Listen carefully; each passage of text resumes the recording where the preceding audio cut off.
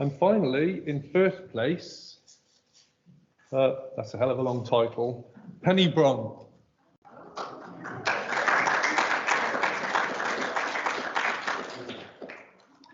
Can't quite see. S. Churchward says. I spoke to you. You're at the back, didn't you? Sarah, yes, go. Well, I'll meet you halfway, Sarah.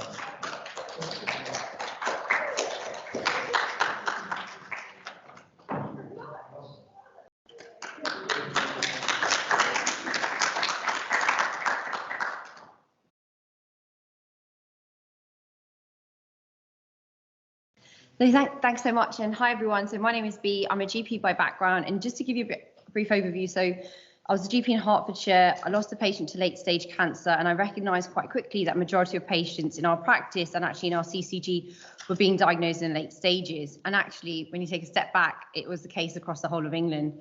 So for me, it was very much looking at the data and saying what was the biggest problem. And when looking at the data, you see, up to patients will present to their GP up to 5 times before being recognised as having cancer symptoms. We know about 40% of patients are presenting in A&E with a first cancer diagnosis. And then also thinking about the challenge in primary care, where cancer is less than 2% of a GP's workload, with everything else that a GP needs to do, we see about 6 to 8 new cases of cancer per year. And when you think about practicing against the latest standards, well, at that point in time when I was looking at this, NICE had just released the NICE NG12 guidelines, which were close to 100 pages long, and moved away at looking from red flag symptoms to saying we should be looking at combinations of symptoms which have different weighting. So the complexity of cancer with over 200 different types, and even if you think that patient is at risk of cancer, is it a scan? Is it a referral? Is it a blood test? Which way do you go down, and which hospital has what access? So for me, I thought this funnel neck and these bottlenecks of issues were having a massive issue on patient care and actually improving early cancer recognition and referral in primary care. So myself and my co-founder, who was a medical registrar and also a software developer at the time, which was very lucky for us, came together and said, actually, can we build a risk stratification model to say, can we identify patients at the earliest stages within primary care and funnel these patients into the correct diagnostic and referral pathways? And that's really where See the Signs was born. And one of the things that we talked about today was interoperability being really key. And for us, that was critical. So See the Signs is integrated with EMIS, Vision, and System 1 with a single sign-on process with all data and information being coded and saved back into the medical records. So again, it was about how do I create a system that I would want to use as a GP with one click to refer, to one click to see my data, and one click to be able to help patients. So we started off with a risk assessment and said, actually, patients present with symptoms, not as a system. So we need to be able to search by any combination. So I need to be able to type in weight loss and abdominal pain and shortness of breath and be directed to the correct clinical pathway. And that's what we enabled GPs to do. We said we need to funnel people quickly into saying, based on what is available around you, what can you access? Back in 2015, NICE said direct access endoscopy was a recommendation. We're now in 2022, direct access endoscopy isn't available within 2 weeks for GPs across the country. So what do I do for my patients with the services I have available around me? And that was a critical component of See the Signs to say, how do we configure the system based on what access you have in your area? We found in many areas, like you can see on this demo, where we've got Kent and London, where practices were on borders, where some patients would go to one hospital with a different referral criteria and another hospital with a completely different referral criteria. So for us, standardization then became critical. And that's something that we really developed and worked on as the system progressed. And obviously patient education was critical. So I think, Mark, you mentioned in one of your presentations earlier, and we do exactly that, is sending patient information leaflets via SMS and email at that point of referral. Many of them are actually videos explaining procedures with high DNA rates like colonoscopy and endoscopy. We also created smart referral forms. So one of the biggest things between primary and secondary care is obviously, is this appropriate? Is it not appropriate? Should it have been a 2-week wait? Should it have been a routine referral? Should they have had a pre-hospital workup? How do we reduce all of that kind of toing and froing, and where the patient gets stuck in the middle and the waiting time for them goes longer? So these referral forms are slightly different, where they actually triage on the form. So they're cloud-based forms. They are version controlled virtually, so we update one form across the whole entire system. They're updated, but they also can triage. So if you say for a particular tumour pathway that they need to have this clinical criteria, but this prehab information, we need performance status. If that's not completed, we will actually prompt that doctor to say you need to complete this before sending this referral form. So all forms are sent with all the information to allow for straight to test pathways to happen, to enable decision for treatment pathways if they need to go for surgery or endoscopy, if coagulation status becomes important. All of that information is sent on the first referral form. We also enable access across hospitals. So within one click, you can switch between hospital providers to access their forms, their pathways, and what diagnostics they have available. This is really critical, we found, as we kind of built the system going forwards, because many hospitals will have different access. So we have neighbouring hospitals which have CT, endoscopy, MRI, and some which have nothing. So the only option to the GP is to refer to 2-week waits. Some which have vague symptom clinic pathways and rapid diagnostic clinic pathways, some which don't have any. So giving GPs the access to enable them and the patient to choose where they choose to send the patient became really, really important. But also saying, how do you refer the patient on the right form to the right hospital so secondary care can have a seamless experience as well.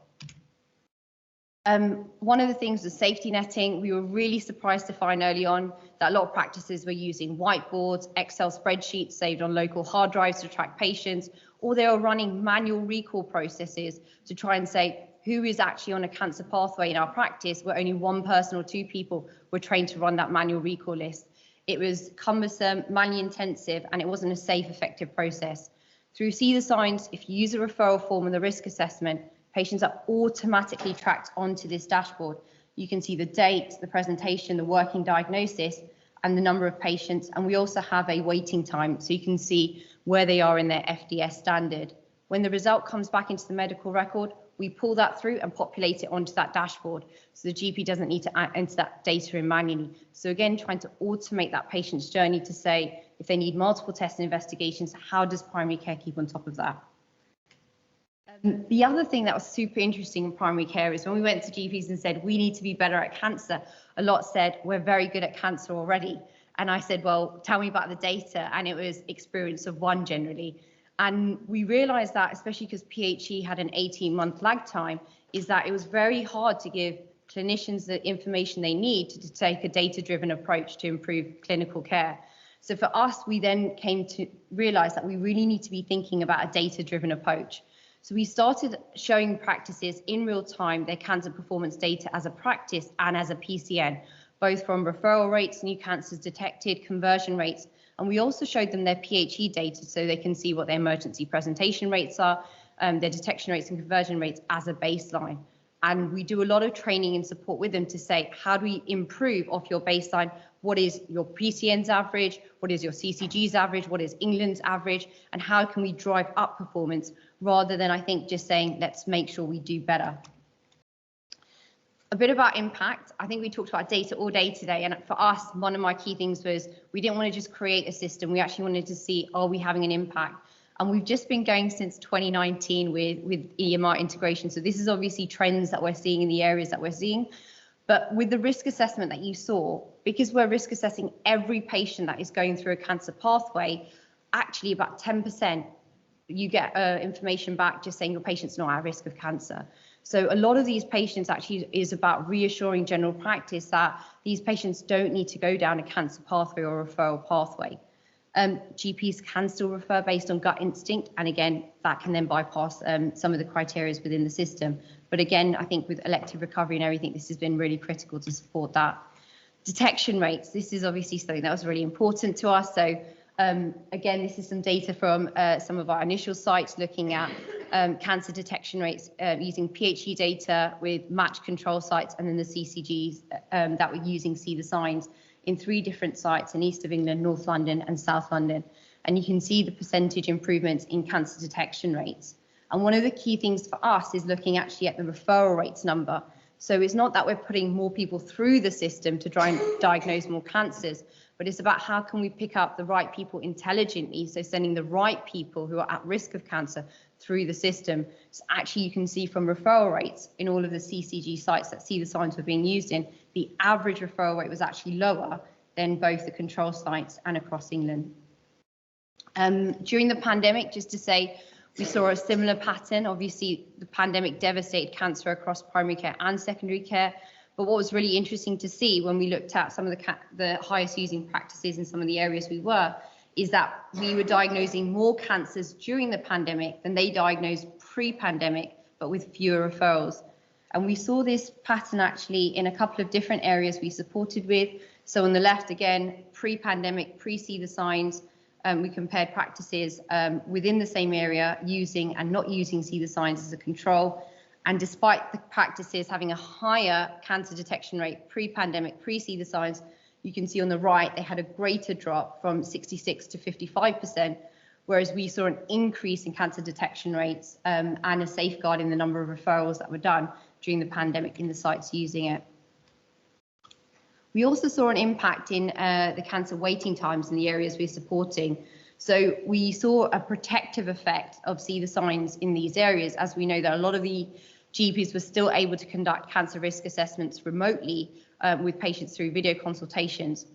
Looking at that breakdown slightly more, so this is South Yorkshire and Bassetlaw, pre-pandemic, pre-See the Signs, you can see how they're performing in blue. You can see the pandemic period, and then you can see what happens when See the Signs launches compared to what happened across England, both with a 14-day standard and the 62-day treatment standard. In Yorkshire, just to say, we're just about 7 months in, so again, we're observing these trends going forward, but we are seeing these trends across other areas we're supporting. It's the same with North West London with regards to pre-pandemic, pandemic, and then when See the Signs was launched in these areas. With Somerset, just finally, we launched 5 months ago, and it was probably one of our most challenging deployments from a system transformation perspective. Somerset currently refers to 8 different trusts. All of these trusts at the time, majority of them were on different referral forms. The tumour pathways each had different referral criteria. So a gastro there wasn't the same as a gastro referral criteria there. And they had different diagnostics access across the patch. With the work with Angela, who was the cancer clinical lead at Somerset, and the CCG team there, we were able to bring together primary care and secondary care. 5 of those trusts we brought onto a single 2-week wait referral form. The other 3 trusts are slowly coming on board. We've configured to all 4 sets of 2-week wait referral forms within the system. But one thing that we have been able to do is standardise all referral forms and all referral criteria across the whole of Somerset and all 8 of those trusts. So they're all using the same criteria and all NG12 compliant. The other problems they really wanted to do is about version control, incomplete referral forms, outdated referral forms, many patients not getting the right information, and a high rejection rate within primary care as a result of that. And from a new form being written to going live, it was taking about 6 to 8 months. Just to say what we did alongside the standardization across the hospitals is we did a lot on bringing everyone together. So we had primary care sign off, the LMC signing off, each of the hospitals coming in and approving See the Signs as well and working synergistically with us. All forms are now hosted in a cloud, so they're version controlled. So even all the hospitals where there's GP practices referring outside of Somerset are also using these forms now as well to make sure that they're using the latest forms as well. And there's also something to say about pathways and form changes. So we usually get a new form up and ready and a pathway within 1 week. One of the things that was really interesting is that there's a bit of a lung theme here today. So I'll just mention the lung pathway is that one of the hospitals, 3 people went off in the lung clinic. So that pathway, that service actually shut down. So we had to redirect people to other lung 2-week waits because they couldn't accept any patients. We got that up and running in our system within 6 hours. So actually from then on, no one was referring to that lung pathway within See the Signs because we were redirecting them to other lung pathways as a result of that. We've had a colorectal new clinic pathway launch as well for FIT. And again, that was up in the system really quickly. So a lot of this, and I think being a smaller organisation working across these providers, we can be agile, we can be quick, but also we're constantly thinking about solving problems. And then just, this is my last slide, is just looking at impact. So we're just 5 months on, so we're looking at the trends we're looking at, but right now about 85% of 2-week waits in Somerset is going through See the Signs. So that should give you an idea of engagement and adoption in primary care. We've done about 6,000 risk assessments so far. We've got about 700 cancers that we've diagnosed already that we've been able to track, and about 1,000 users across primary care, which is the clinical teams and the admin teams using the system. So we do a lot when it comes to like education and training. From the FDS perspective, in January, Somerset was at 70.6%. We know England's at 64%, and I think Swag is at about 66.2%. So encouraging to see so far, but obviously we're going to be continuing to monitoring the trends going forwards. And these are just some of our new features coming. So ERS integration will be critical. So that will be coming in April, and we're looking at a few other things we can do to support primary care and secondary care with early cancer diagnosis. Thank you.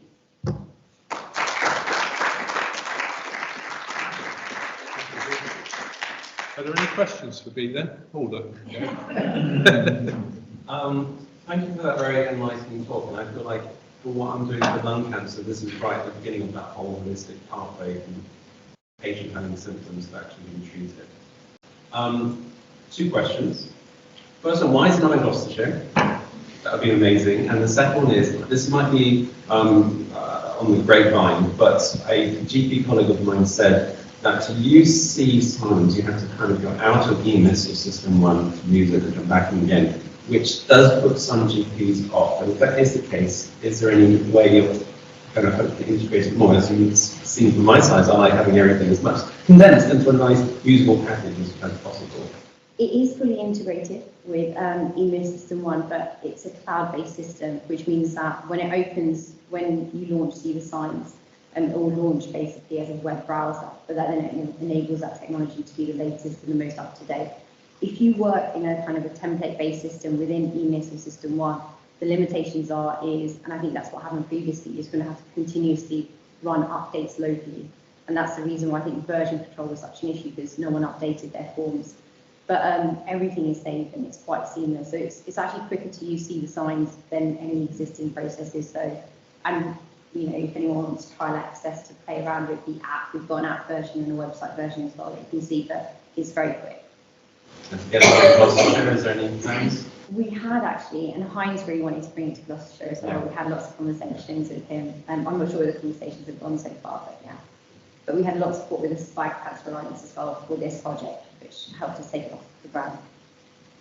What sort of penetration have you got around the country? So we're supporting the whole of South Yorkshire and Bassetlaw, which is 5 CCGs from the ICS. We're in some practices in Oxfordshire. We've got Somerset we've done, North West London, some practices in South London, and we're about to launch in 2 health boards in Wales as well. So it's slowly where people are just contacting us who are keen to work with us. Quite a win if you sort out the referral forms and keep them up. That's probably we updated 2 great referrals, and then you find GP still using one that's 18 months old and it's not completed fully. Yeah, that's very useful. So one question. Do you have any automated? Does the GP have to think this patient might have cancer? I'll go and see the signs. Yeah. So we kind of funnel them to say either you go straight to our referral forms or you go straight to our risk assessment, depending on the 2. We are looking at how we can. So I know the previous colleague who talked about NLP and kind of doing it passively. It's just making sure we can get enough information, because as GPs, you'll code weight loss and then you'll free text, you know, abdominal pain. I don't pick anything up. If you put in cough, weight loss, we'll see the sign pop up and say, this patient might have cancer, do you want to do a full? Or does the GP have to think, I want this is cancer? Currently, we funnel them into our system mainly because pop-ups are all reliant on structured data. So you'd have had to code it, you know, those symptoms you talked about for it to pop up. So we don't want to miss any patients, which is why we're encouraging GPs funneling them into the system first. We've also trialled that actually, and there have been other pop-ups in the system, so Q cancer was a pop-up as well. But it didn't, I don't know if you guys and how many GPs in the room, but there's about 30 pop-ups you get each time you have with a patient. So I don't think pop-ups work anymore, essentially, as pushing clinical behaviour. We've got a couple of virtual questions as well. So we've got Michael Marsh.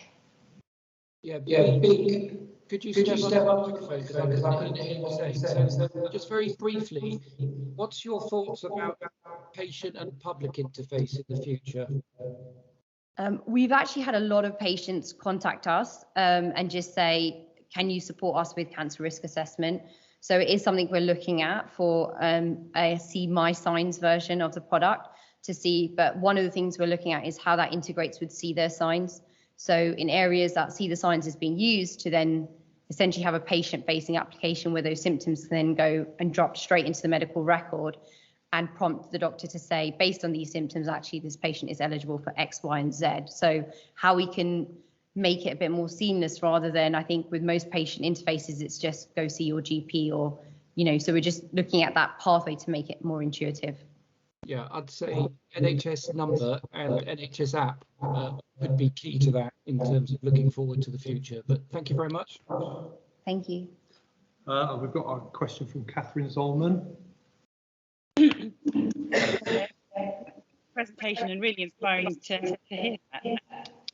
Oh, there's a real echo, isn't there? I was going to ask, involved with any of the charities who are supporting early diagnosis in primary care. So obviously Cancer Research UK have sort of curtailed their GP facilitator programme, but Macmillan have been very instrumental in supporting that. And I just wondered how much they were on board and where they're supporting a number of different CCGs around the country. That was question number one.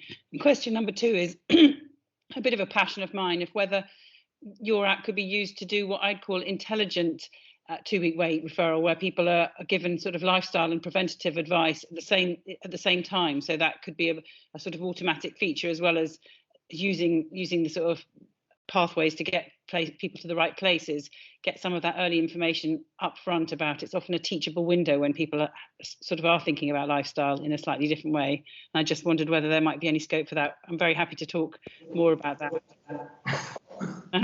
Yeah, absolutely. And Catherine, if you want to drop me an email, happy to discuss that. We work with about 20 charities because we host a lot of patient information leaflets. So we try to do a bit of social prescribing as well, where we can sign people post patients at that point of need, because we realise that charities are picking up patients really late in the cancer journey. So if we can signpost GPs to their resources earlier on, it would be more helpful. So we do that across with a lot of charities.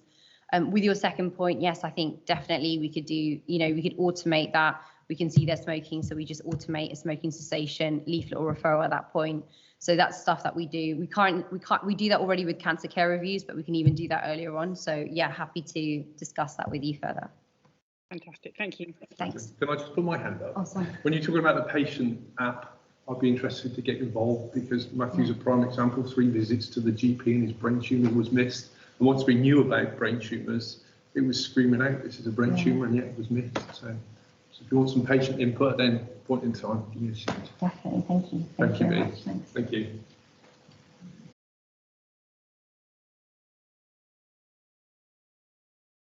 I've met Matthew already. You have?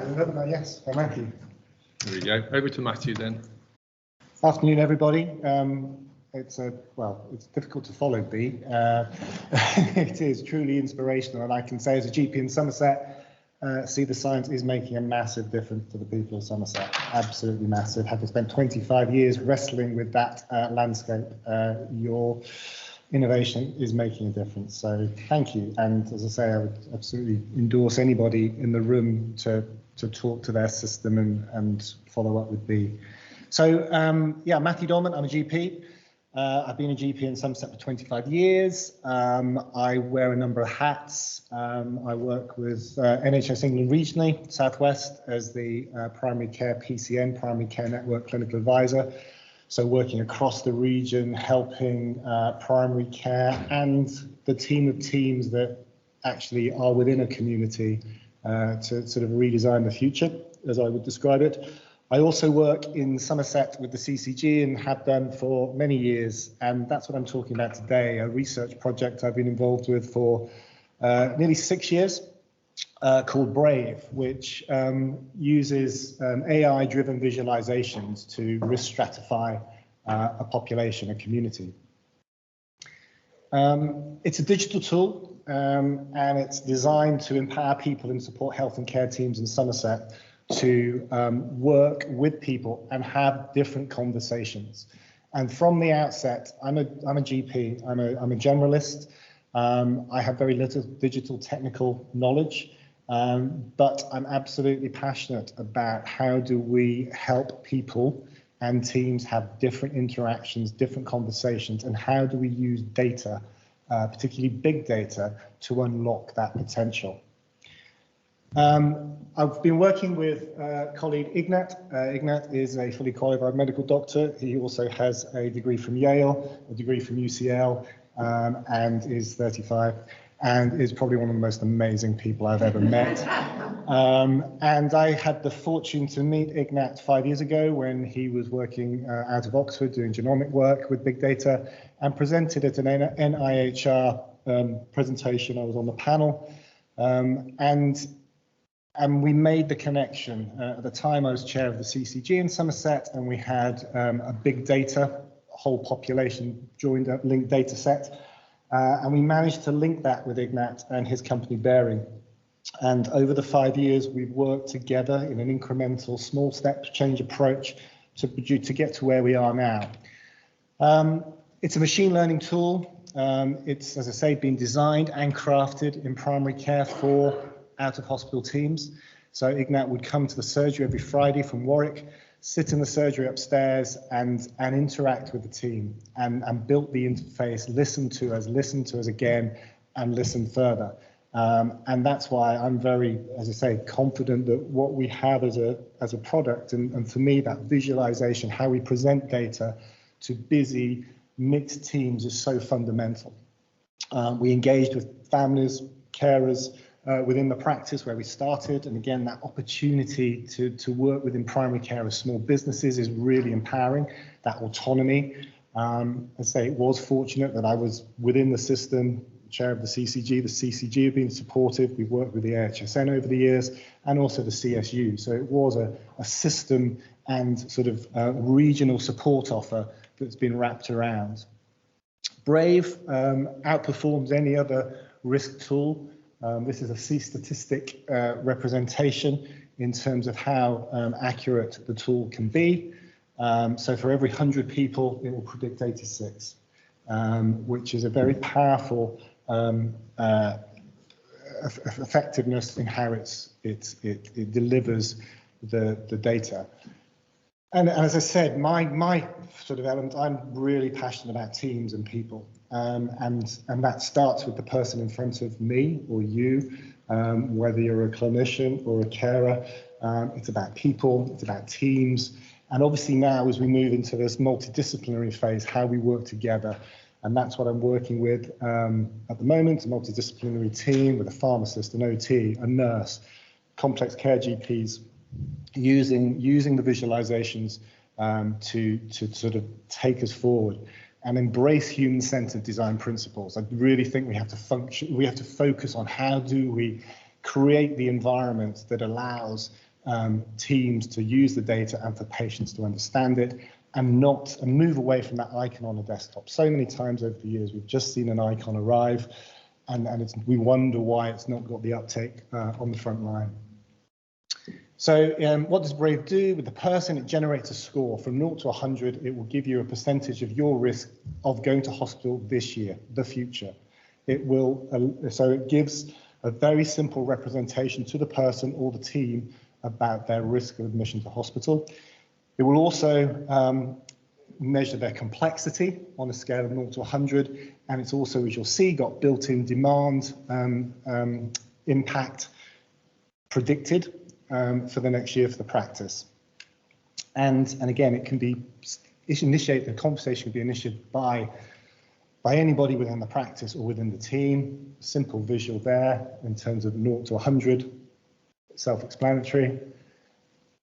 We started 5 years ago with this very simple iPad visual in front of a patient. This was a 59%. This was a diabetic, a person I'd been managing for years, trying to improve his HbA1c and all the other metrics that wrap around a person with little effect.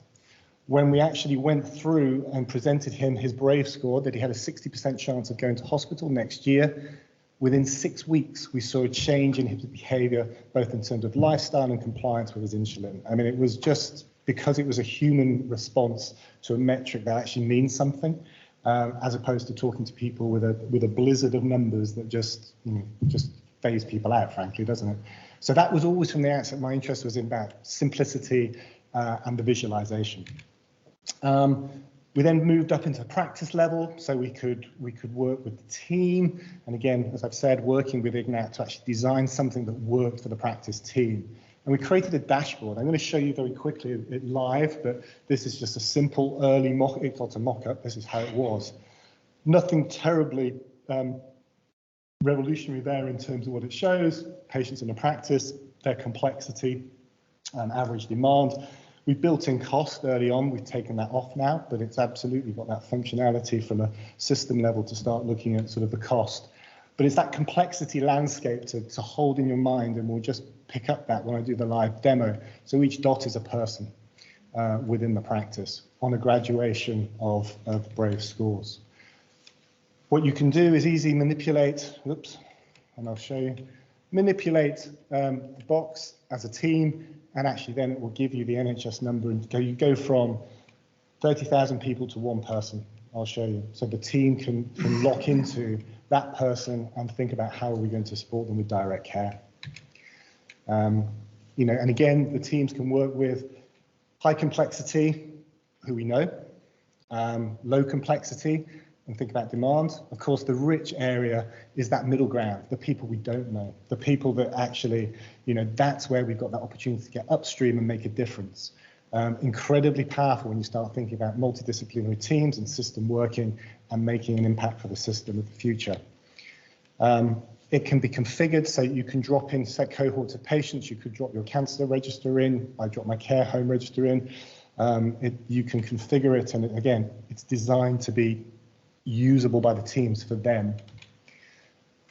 Just a few qualitative pieces that the teams have been describing over the last year. So COVID has affected us clearly in our development, but we're currently working with 4 PCNs. So that's 200,000 people over the 12 practices.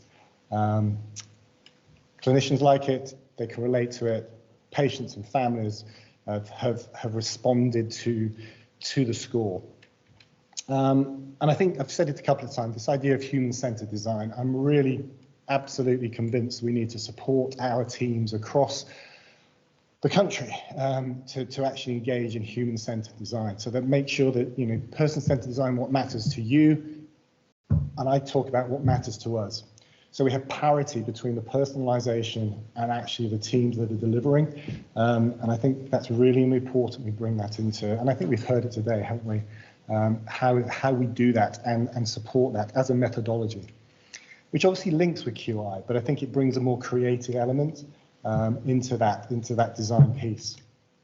That's just the referencing. Again, it's human-centered design is well known across multiple sectors around the world. IDEO is a particularly interesting space in America to look at if you haven't. Some amazing stuff going on there within IDEO. And then we've moved it up. So obviously we've gone from person to practice. We're now mobilizing across 4 PCNs, so that's communities, giving a PCN view. What we obviously recognized was the pressure within the practice. How do you carve out that time and capacity to actually use it? Obviously within the primary care network contract, there are new roles, there's opportunities within cancer, care home work to actually have dedicated teams to use the tool to actually get in front of patients and make a difference. So this is one of the latest, this is the latest screenshot. So we've now gone up to, this is the dummy, 30,000 patients. My PCN has got 50,000. And I'm going to give you a quick demo. So I'll whiz through these slides because you're going to see it live if this works. Any quick questions at all or thoughts as we're going through? No? Okay. So this is a demo. So it's completely fictitious data. This is the front screen. Again, nothing dramatic there that you wouldn't get from public health dashboards. But the team can experiment. You can just click around and just see what your profile is in terms of disease. And just as I say, just again, nothing over new there, I would suggest, in what we've seen before. But again, just the visualization and the interface. This is the landscape bit that, so this is 30,000 people, 30,000 elements of data. As a team, we're interested in, let's take this cohort here. So they got a reasonably high Brave score. There's a 50% chance they're going to, well, just below 50% chance they're going to go to hospital, and they've got a predicted demand on that scale in terms of interactions with primary care. So within 3 seconds, that's gone from 30,000 to 23 people that the team can then look at. They've got their NHS numbers, so they can cross-check back into the record. They can see what their age profile is. They can see their Brave score. They can then see their complexity, which is this is measure comorbidity, complex comorbidity. So again, you can risk stratify that. It gives the teams, as I say, that ability to think and work as a team. And obviously, as I said, I know this person because we do, because that's what I've spent 25 years trying to make a difference with. And that person is 27. They're going to interact with the surgery 156 times next year, because this is predictive. So you can start again as a team, thinking not only about their complexity, but about their demand. We work with the pharmacist, so we Ignat built in that pharmacological view. So you can see that in terms of, I know we've got a pharmacist in the room because I was speaking at lunchtime. So these people up here are going to have 900 issued medications. What's going on there? So let's have a look. As I say, you can see how it works. You can just have that as a team wrapped around this. You can start working through. The other thing that's really interesting is that we've built in, and it's better on one person. Let's just find one person. So again, functionality, I can just cut and paste that person in. So again, 30,000 to one person, an 82-year-old female. But the AI will start looking at what are the drivers. So you can start then seeing that cancer, is that coming up? I can't see, I'm looking sideways. So that's because they would be getting care in the community. Cancer's got a 22% driver there as a positive driver to a risk of admission. So again, we haven't put much thought yet in as a teams around this, but you can see the potential when you can start understanding what the drivers are in your community. You can start redesigning around that and having conversations with that person, because that's what it's telling. These are the predictive profiles for individuals and groups. So again, you can just drop a cohort in there and, as I say, see the sort of the drivers for that cohort, whether it be cancer patients, whether it be diabetic patients, whether it be a combination of comorbidity. That's for the team to decide. So next steps, we're working with 4 PCNs. We're currently awaiting news to whether we've got the NHSX AI final award, which would allow us to spread across the southwest. We've also got a relationship with urban practices in Scotland, which I'm looking forward to visit to, in terms of just having that breadth of demography and pick up the inequalities element there. We're talking early conversations with the trusts in Somerset about how could that be deployed, how could Brave be deployed with elective care. And we've got the ongoing work from day one. We've worked with patient groups, the citizen engagement work in Somerset. And as I say, there's a real focus that we want to bring around this human-centered design. And I like to end with that. That's the team. So we have a weekly rhythm to the change. We meet, and it's funded by the CCG. That's a combination of clinicians, management, and data. It's just that snapshot of those faces, which I think illustrates how it's energized them as a team to be working on this, because again, the other element of it is it's a score. We predict we'll actually see a change in score, so you can actually see and measure impact from an intervention. And that's probably where I'm going to end. So just a rapid insight into something innovative that, as I say, has been a long journey, but a really sort of exciting journey from the teams I've been involved with and from the patients and communities we've worked with. So that's an insight into Brave.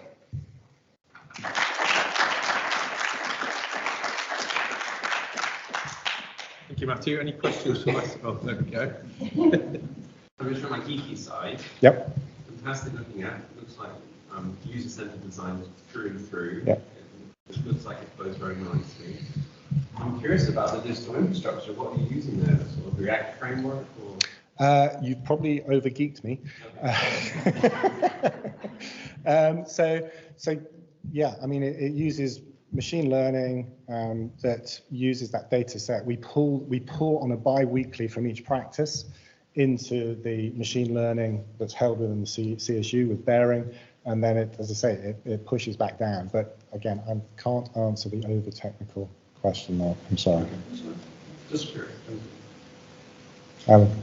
Thank you, great job. I'm interested about the predictive numbers. How do you verify that to make sure that's correct? Yeah, so we've done that predictive work both on prospective cohort of 200,000 people, and Bearing have actually presented that back in terms of validating how accurate it is. They've also replayed that in Scotland, looking at so basically taking a cohort of 200,000 people and then looking to see who was admitted to hospital that year. So the confidence we've got about its fidelity is there in sort of prospective studies, which I can share. Are you able to, because the data from EMIS or whatever system you use is so good, because it's technically this is dream world, not, our data is rubbish, it's mostly on paper. Yeah. So is it just because you're coding so well anymore? I don't think it's the code, because coding in primary care is a minefield as well. I mean, we were really nervous as we brought together multiple practices with different coding cultures. There was a real risk that it could just dissolve. But I think the power of the algorithm sits in the big data set that it is learning on 500,000 people. And in fact, what we found is by bringing in heterogeneous coding, it appears to have actually learned and trained itself to be even more effective. So within a practice, a Brave score would go from literally 0 to 99. At a PCN level, it's actually gone from 0 to 70, which actually feels more real as a clinician. So, the way the AI works, over geeking, it's just astounding, really, in terms of how it's managing and manipulating the data, and encouraging that, as you allude to, there's clearly vast discrepancy in the coding that's actually performed and the quality of it. I can see, as a non-clinician, the power of the information that system's offering. But it was nice to see the piece around the patient as well. So it's also providing patients with information to stimulate them, in this case, to manage their own health. So.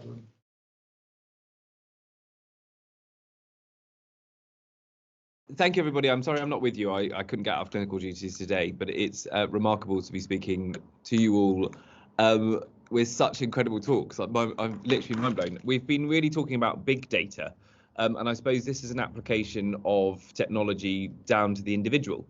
So I suppose I should introduce myself. I'm Neil Ryan. I'm a gynecologist, so really fun at dinner parties, based in the southwest. And my area of clinical expertise and interest is all around inherited genetic cancer predispositions, and specifically Lynch syndrome. I'm currently the clinical lead for Lynch syndrome in the southwest, working within the Genomic Medical Service Alliance, which is one of those other acronyms that hides within other acronyms, which hides within other acronyms within the NHS. And to make up for my complete lack of knowledge regarding technology, I've called this a gap in care. So I suppose I should explain a little bit what Lynch syndrome is. Lynch syndrome is the predisposition that's inherited for cancer that you've never heard of. So it affects about 1 in 280 people. The vast majority of them have no idea they have Lynch syndrome, so 95%. And it leads to an error in the genes that are important in repairing DNA. So basically, these people acquire mutations over quite a rapid period and present early with cancers. And the cancers they present with are cancers of the colon, of the womb, so endometrial and colorectal, and also of the ovary. What we've been failing to do is find them and diagnose them and then enroll them in the practices that reduce their risk. But then we've also been quite poor in managing their care after diagnosis. Next slide, please. That's very exciting. Wow. So the thing about Lynch syndrome is we know what to do. It's not one of those conditions where we discover it, diagnose it, and then go, good luck. We actually know that if you've got a mutation in one of your mismatch repair genes, which leads to Lynch syndrome, we should be offering you colonoscopy, and we should be doing that regularly.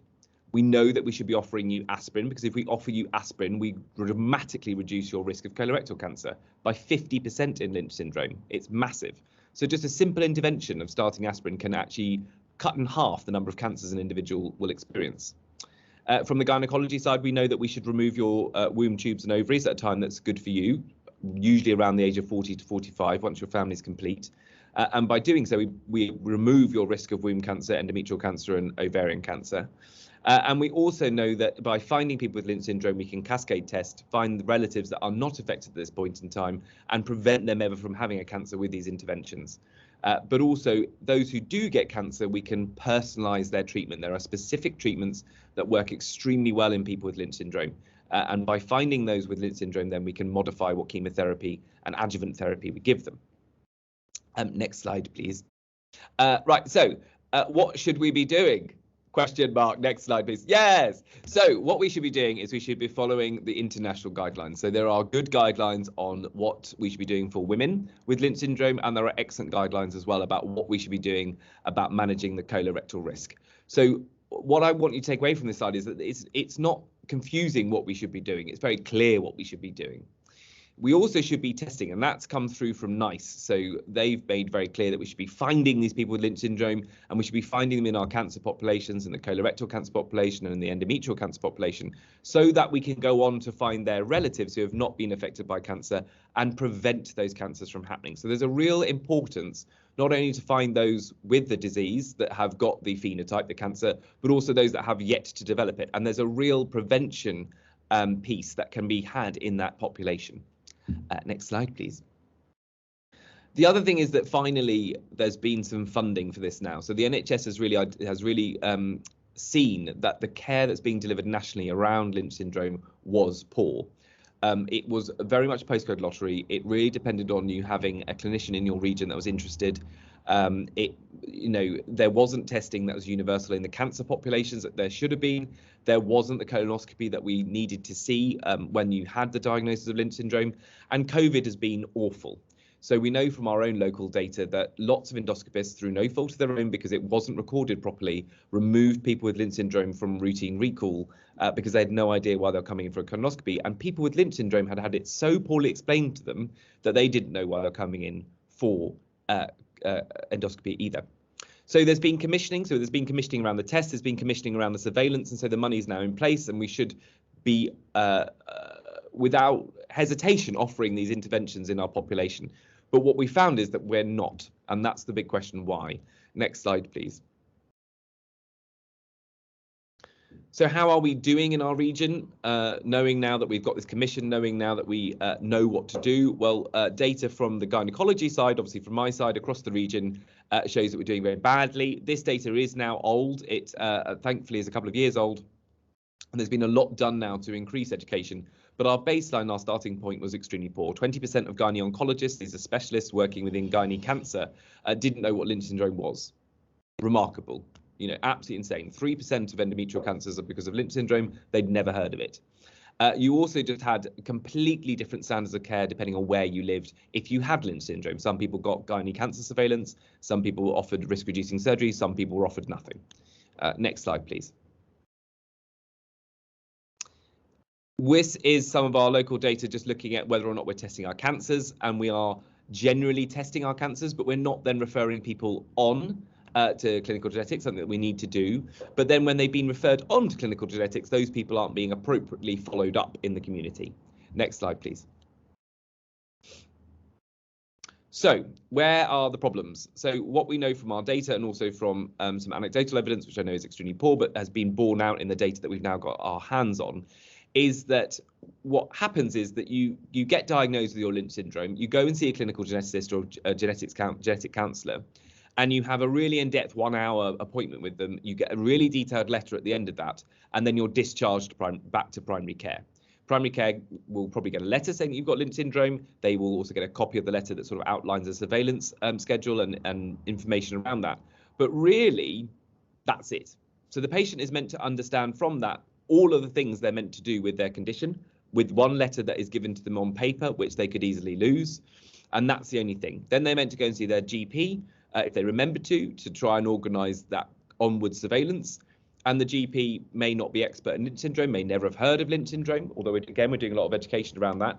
But they also don't really have much guidance that they can follow. It's quite confusing. And they can't go back to clinical genetics because they've had their diagnosis, they've had their appointment, it's all over.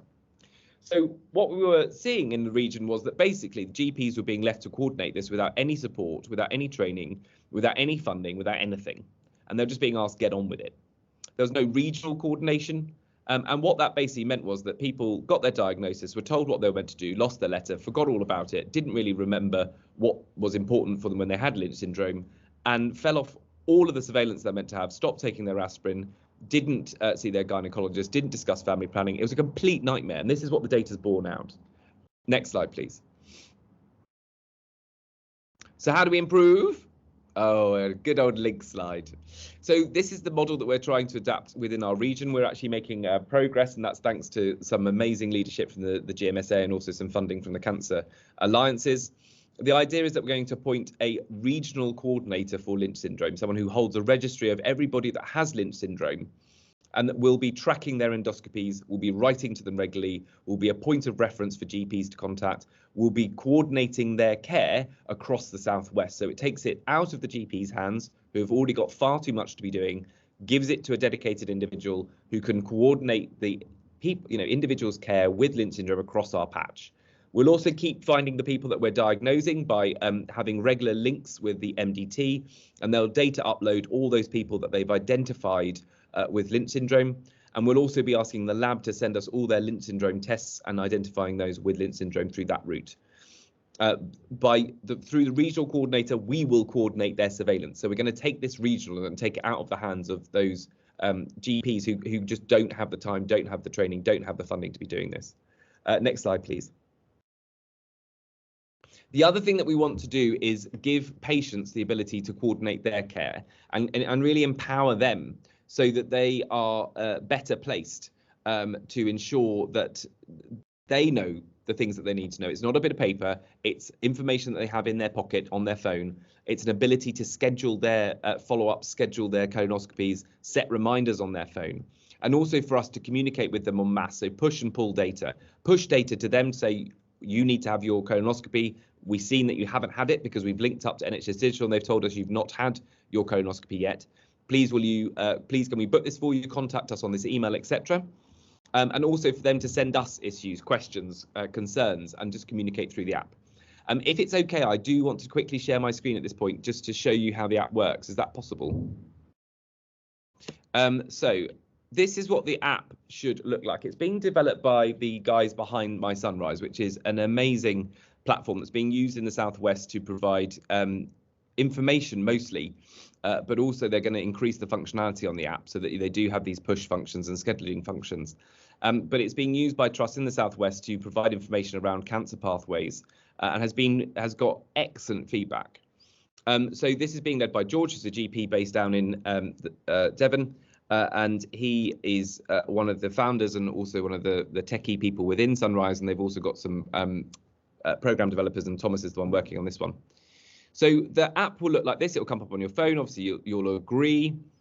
When you get through that, you'll get some terms and conditions, as you always see. And then you've got your cancer-specific pathways. So let's get started on our cancer-specific pathways.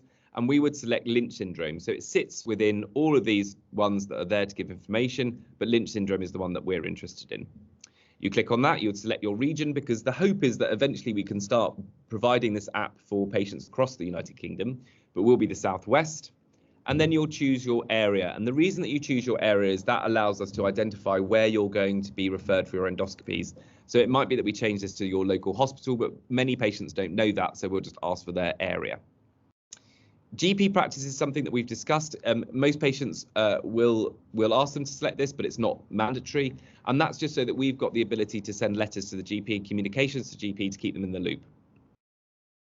These are the genes that are responsible for Lynch syndrome. So you've got an option there, I don't know. But the level of care that we provide is personalised around which gene you have. So certain genes like MSH6, you can start your surveillance at a later age. And for genes like PMS2, you can have your surveillance at different intervals. So that's why we've got that information there. and your age, because obviously that tells us when we should be doing certain things. So if you're a woman and you're age 40, you'll start getting reminders around about risk-reducing surgery. And if you're over the age of 25 or 35, you'll start getting reminders about your coloscopic surveillance, depending on your gene mutation. Then it will download, and then you've got these little areas here. So you can talk about Lynch syndrome. So we'll have some personalized information, some videos. We know patients love a video. And that will just mean that instead of that piece of paper that you get now, that's on your phone forever. So you can always go back. There's a reference point for you to review. My schedule of care. So this will be basically, you'll fill out some information and we'll say to you, you need to have a colonoscopy every 2 years. You need to be taking aspirin daily. You need a gynecological review every year, and we'll get that all scheduled out. So we'll lay that out as a sort of timetable for you, so you can see what you need to be doing around your care. Lynch Syndrome UK and my passport I'll explain in a little while, but Lynch Syndrome UK is the patient advocate charity. They do absolutely phenomenal work, and they've got some really good information, so a link there to their website so that we can use that. And then you've got this button here, contact your coordinator. So this is the registry coordinator. There'll be a generic nhs.net email address, and you'll be able to send information to them to ask questions, to say that you've not had your colonoscopy, to say, oh, I'm not sure what this result means. Anything that you want to communicate with us, that will be monitored by the registry coordinator and also dedicated clinical nurse specialists. Great. I will go back to the slides now, if that's possible. Sorry to dart around. Do you want me to just use my slides on my screen? Yeah, please do. Yeah. So I hope you can see that. So this is just the idea again of what that passport will look like. So these are things we know that we should be doing. These are the regularity that we should be doing them at.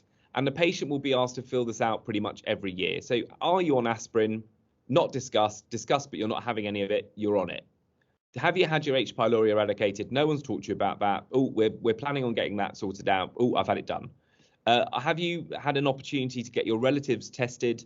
No, I have no idea what you're talking about. Yep, I'm thinking about it. Yep, that's in place. And all of these important points here that the patient will tell us every year if it's been done or not. Obviously, some of these things will be ticked as you will get new relatives, so that's why this will be reviewed every so often. And once you've had your risk-reducing surgery, this will be removed from your passport. If someone has got reds, then they will be sent up via the secure email to the registry coordinator, who will see that there's a problem. They'll contact that patient, or one of the clinical nurses will, and they will work out how they're going to sort that out. So it just means that we're constantly getting information from the individual sent back to us so we can centrally act on it. This is the website My Sunrise, which is obviously the platform that we're supporting all this. It's gone through all the GDR stuff that you require. It's got all the licenses from NHS Digital that are needed. And hopefully this is a platform that will not just be used within the Southwest, but around the region. I think that's me. That's my email address if you've got any questions or any comments. And again, thank you ever so much for accommodating me at this incredible conference. Thank you.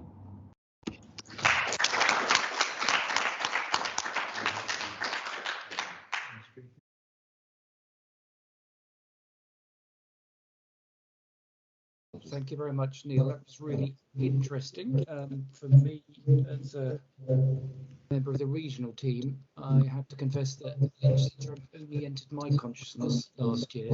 It is, I think we should accept that there actually is a really quite widespread ignorance still about it, and need to move forward. Right, I think I am actually the one between you and the pub, for myself, I'm the thing between myself and more emails and work. So I just really want to try and finish this conference by making a number of comments and give you some things to think about, and hopefully also to give a strategic context in which whatever you're involved in, whatever you've heard today, you'll take away to help think a little bit more about the digital agenda. Now, I'm going to start this by, I'm not going to use any slides, and that's absolutely intentional because I want you to listen to what I'm saying rather than read the slides and half listen to what I'm saying. So I'm going to do it by partly starting with telling you a bit more about myself. So I introduced myself at the beginning. So my official job title or profile is I'm the Regional Medical Director. I'm the I'm the higher level responsible officer for the region, the Chief Clinical Information Officer. On a professional level, I trained as a paediatrician and a paediatric intensivist, and I've been in a senior medical leadership role now for nearly 14 years. My professional responsibilities related to those roles include leading for professional standards across the whole region, having the very formal statutory responsibilities related to being a responsible officer. But more importantly, at a clinical level, I'm there to advise and support the regional director and the regional team, who really are here to provide strategic approach to the delivery of healthcare across the whole region. And that's within all healthcare settings. And of course, currently it's also as we develop into integrated care systems, so increasingly that will become health and care. And specifically relating to my role of the Chief Clinical Information Officer, I have a responsibility to lead the digital agenda and try to make sure that we do the best we can in terms of implementing digital solutions to healthcare and bringing it into healthcare. And that's why I'm here today talking, because in conversation with Mark, and Mark heard a podcast that I did with Steve Trowell, our Director of Digital Transformation, he thought that I would probably want to contribute and or play a part in the conference. So currently the context that we're in is that of a great transition. We are in the healthcare provision moving into a much more collaborative, integrated world than most of us have worked in for the last 20 or so years. And the healthcare models and the health service itself will change quite a lot over the next few years. There will also be a greater focus on health inequalities. There will be a greater focus on social justice, as well as the way that we deliver healthcare. Unfortunately, there's also going to be significant financial and fiscal uncertainty for the next couple of years. And even though over the last 2 years, we've had hundreds of millions of pounds thrown at us for all sorts of reasons in response to the pandemic, we're going to be entering into a challenging period again. Now, those of us who've been around before can think back to when there was the global financial crisis. And all I'd say to you is, if you hear lots of doomy, gloomy conversations, don't despair, because as Winston Churchill said in the throes of the Second World War, there is no money, so we need to think and innovate. He didn't use the word innovate, but that's what he was really meaning. And of course, that's all been made worse coming out of the pandemic by the development of the war in Ukraine that is going to contribute significantly to the challenges that we face. One of the things that I've heard lots of in recent weeks is just about how fatigued, tired or burnt out people are.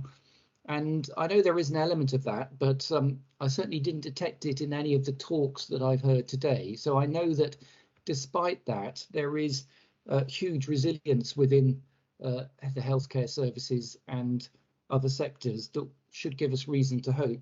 However, I'm just going to touch on 6 factors that are well known in academic circles as being important to contributing to burnout. And the reason I want to touch on them is partly because the digital agenda can help with a couple of, or addressing a couple of those, but it can't help in others. And there are other important human things that we need to do. But 6 factors that are associated with a burnout are: 1, unsustainable workloads. The digital technology can definitely help with elements of that for us. The perceived lack of control. Now, if we're careful, the digital agenda and technology can help with that. But if we implement things in a way that is not helpful, it could make it worse. The other factors are far more about how we work and behave. And just for your interest, they include insufficient reward for effort. And that is not just monetary reward, it's recognition and acknowledgement, of course. Lack of a supportive community, that's how we work together as teams and work with colleagues. A lack of fairness, how we treat people. and a mismatch of values and skills, which I think really comes to the heart of it's important to have the right climate in which to work.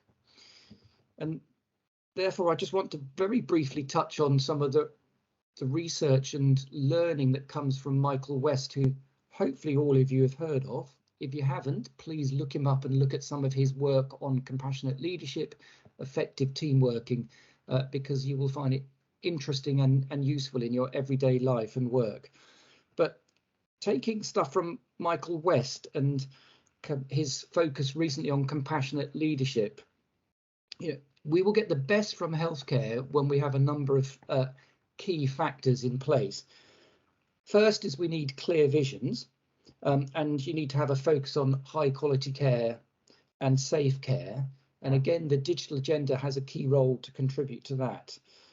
You need also a strong emphasis on having goals, having feedback and having performance. And that may sound alien to people because people think, hang on, that means I'm going to be performance managed. But no, we need to have clarity about what we're going to try and achieve and what we're going to do. And it's also important that you focus on a smaller number of achievable things rather than having ridiculously long lists of goals. It's really important, thirdly, to make sure that you've got a clear direction. There is alignment between people who are working on goals, and that you'll constantly make sure you've got feedback on the progress. And fourthly, very importantly, is that we need to have support and we need to show compassion for our colleagues. And of course, you have to show compassion for yourself first.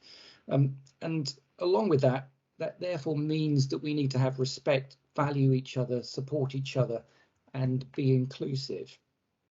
Of course, you won't be surprised to hear that diversity in your teams and your workplace is important. That's diversity of people, it's diversity of ideas and views and perspectives. And one of the things I try to do is I try to get people to disagree. We should not try to stop people disagreeing. We should encourage people to disagree and encourage discussion and argument to find better ideas and solutions to what we're doing. And of course, we need learning environments and we need to have innovation. And finally, again, Michael West really has focused a lot on this, is you need to have effective teams. And there's a whole load of things that you need to have a really effective functional team.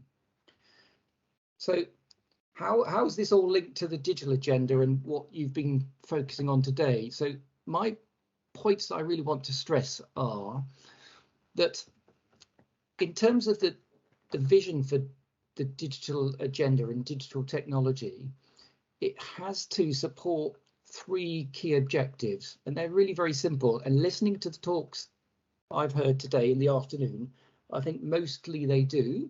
But I think if you're involved in any work, take away these key objectives and just think on what you're doing and whether it does apply to them. So one, what we're doing needs to allow staff to focus more on patients, take away time that is non-patient centered, administrative, all the sorts of things that we all know we've had to do in all our roles. So the digital technology should deliver more time to give directly to patients.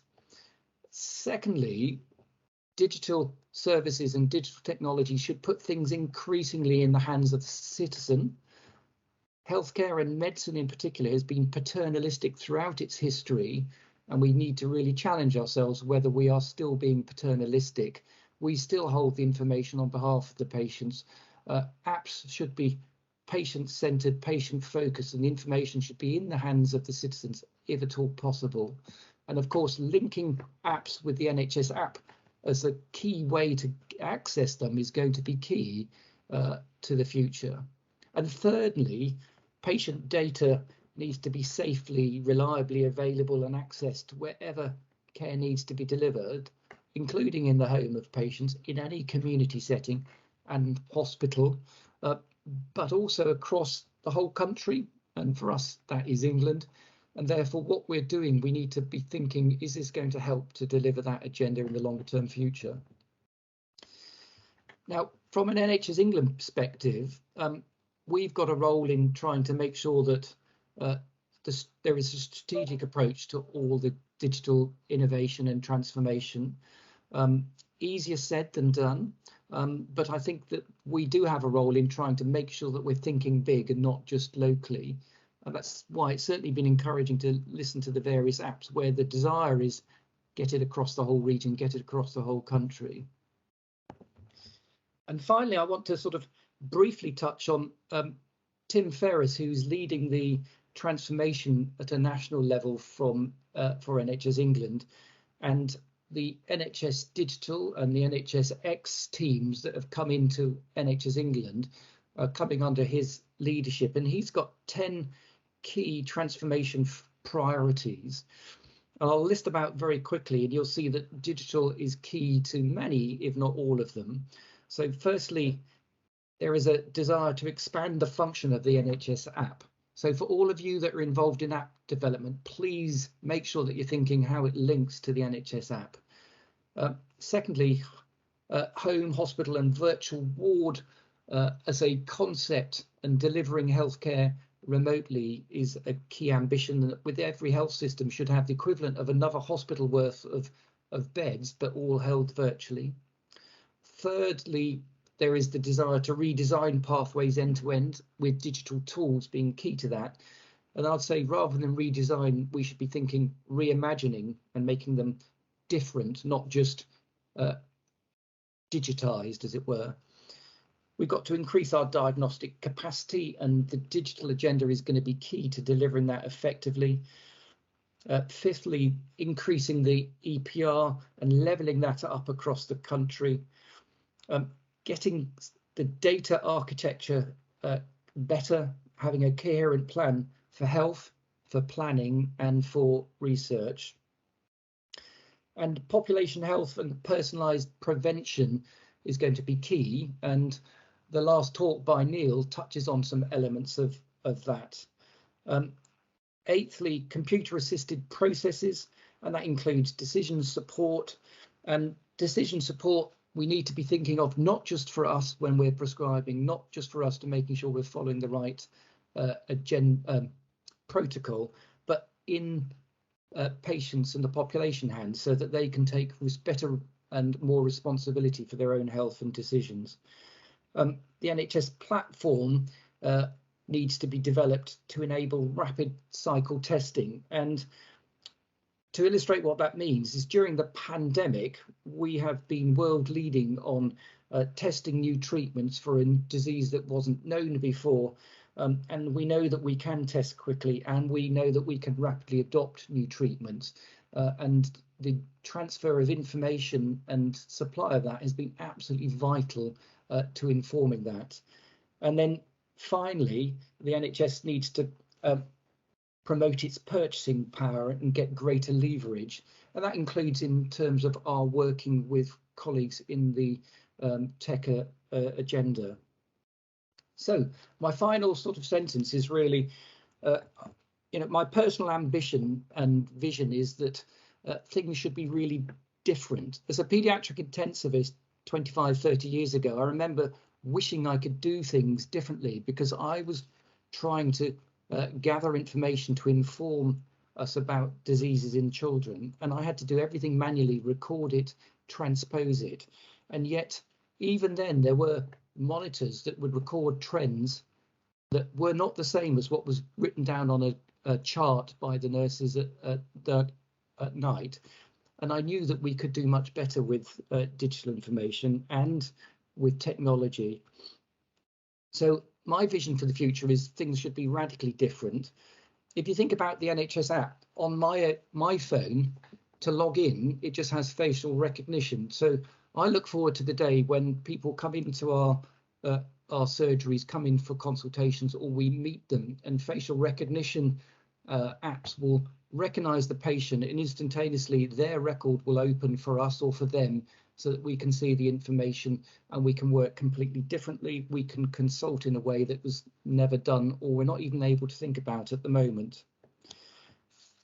And I think some important questions and things to have in your minds are, when people say they want some technology to do something, often it's the wrong question, and what people really need to be asking is not so much what is it you want, but what is you want it to do. And in your work, you should also be asking the questions, what, so what, and what next?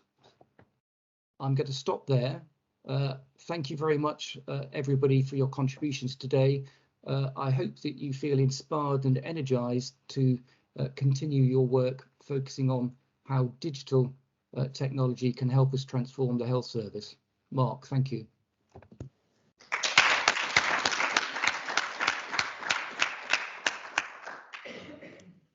Thank you very much for that, Michael.